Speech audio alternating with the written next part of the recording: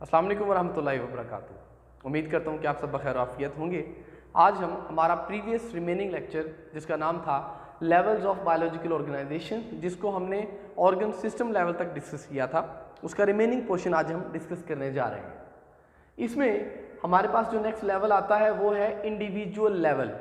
उर्दू में हम इसको कहते हैं फर्द या इंडिविजुअल या ऑर्गेनिज्म और इंडिविजुअल। इसको हम डिफाइन कैसे करते हैं? Different organs in plants and different organ systems in animals. देखिए यहाँ पे हमने इसको डिफाइन करते हुए कहा different organs in plants and different organ systems in animals assemble together to form individual.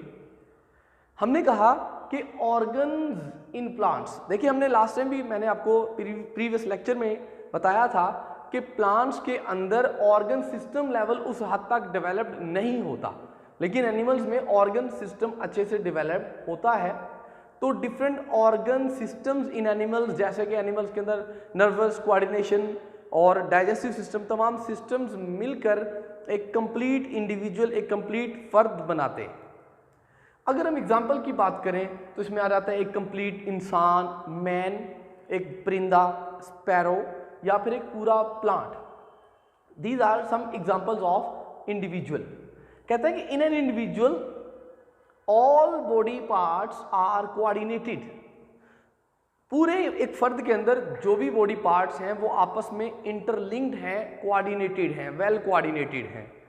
मतलब अगर एक बॉडी पार्ट काम कर रहा है तो बाकी बॉडी पार्ट्स भी उसके साथ लिंक्ड हैं। जैसे कि अगर कोई फर्द, कोई इंडिविजुअल एक्सरसाइज कर रहा है तो एक्सरसाइज करते हुए हमारी बॉडी, जब हम एक्सरसाइज करते हैं, सीवियर एक्सरसाइज करते हैं, तो उस दौरान ना सिर्फ हमारे मसल्स काम कर रहे होते हैं बल्कि उस वक्त हमारी हार्ट बीट तेज हुई होती है, उस वक्त हमारी रेस्पिरेशन की स्पीड तेज हुई होती है, उस टाइम हमारा ब्लड फ्लो तेज हुआ होता है। सो हमारे तमाम सिस्टम्स मिलकर काम करते हैं, मतलब एक फर्द के तमाम सिस्टम्स मिलकर काम करते हैं तो कंप्लीट इंडिविजुअल बनता है। इसके बाद हमारे पास नेक्स्ट आता है पॉपुलेशन लेवल। पॉपुलेशन से मुराद क्या है? Individuals of the same species located at the same place at the same time. अगर हम बात करें कि एक ही स्पीशीज के ज़्यादा सारे फर्द, इंडिविजुअल्स इकट्ठे रहते हो एक ही जगह पे एक ही वक्त में, तो वो पॉपुलेशन बनाता है। जैसे कि एक क्लास में स्टूडेंट्स, या फिर बुक में हमारे जो एग्जाम्पल है वो कहता है रैट्स इन अ फील्ड, या हम कहें कि किसी भी जगह पे कोई एनिमल्स खड़े हैं, एक जगह पे काऊ खड़ी हैं 50, या बफलो खड़ी हैं 50, या हम कहें कि पूरे पाकिस्तान में इस वक्त अगर हम बात करें कि जी इंसानों की पॉपुलेशन कितनी है, तो ये जो नंबर है एक ही स्पीशी के इंडिविजुअल्स का एक ही जगह पे एक ही वक्त में, इसको हम कहते हैं पॉपुलेशन। इसके बाद हमारे पास आता है एट्रीब्यूट्स, मतलब खसूसियात क्या है पॉपुलेशन की। तो पॉपुलेशन की खसूसियात में आ जाता है जीन फ्रीक्वेंसी, कि कोई एक जीन कितना है किसी पॉपुलेशन के अंदर, जीन फ्लो, कि किसी पॉपुलेशन की एक जनरेशन से अगली जनरेशन में कितना कोई जीन नेक्स्ट जनरेशन में जाता है। एज डिस्ट्रीब्यूशन, जैसे कि हमें आइडिया है कि इंसानों की पॉपुलेशन में बूढ़ों की आबादी ज़्यादा है। फिर उसके बाद पॉपुलेशन डेंसिटी, कि एक जगह पे कितनी स्पेस पे कितने ज़्यादा इंडिविजुअल्स पाए जाते हैं या कितने कम पाए जाते हैं।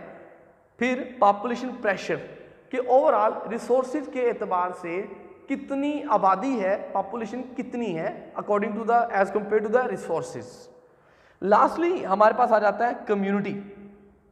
कहता है इंडिविजुअल्स ऑफ डिफरेंट पॉपुलेशन। देखिए ऊपर हमने कहा था कि एक ही स्पीशी के इंडिविजुअल इकट्ठे रहते हो, इसमें मैंने कहा कि इंडिविजुअल ऑफ डिफरेंट पॉपुलेशन, या आप कह सकते हो डिफरेंट स्पीशीज के या डिफरेंट स्पीशीज की पॉपुलेशन इकट्ठी एक ही जगह पे पाई जाए तो उसको हम कहते हैं कम्युनिटी। जैसे कि फॉरेस्ट एक एग्जांपल है कम्युनिटी की, जिसमें हमें डिफरेंट एनिमल्स भी मिलते हैं, जिसमें हमें डिफरेंट बर्ड्स भी मिलते हैं, प्लांट्स भी मिलते हैं, और अगर इंसान वहाँ पे जाए तो इंसान की पॉपुलेशन भी वहाँ पे होगी, तो एक कम्युनिटी बनेगी।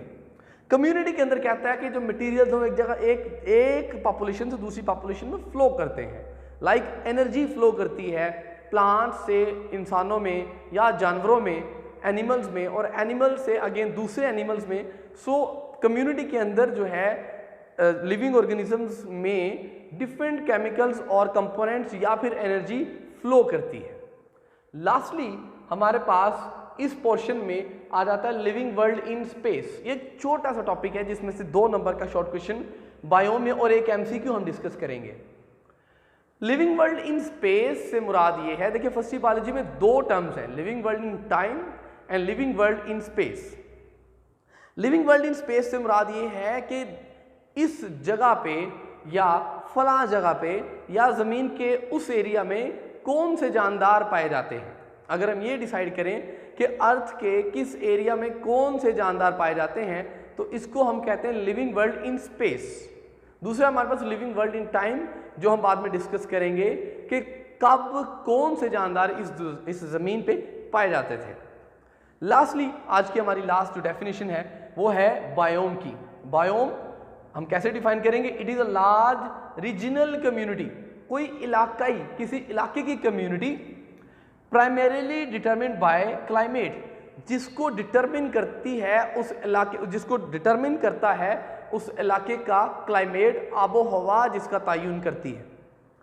लास्टली इसमें एक एमसीक्यू है, कहता है कि बायोम किसी एक बड़े बायोम को रिकॉग्नाइज करने के लिए उस एरिया के मेजर प्लांट्स का पता होना जरूरी है। इंशाल्लाह हम नेक्स्ट टाइम डिस्कस करेंगे living world in time. Thank you so much, Allah Hafiz.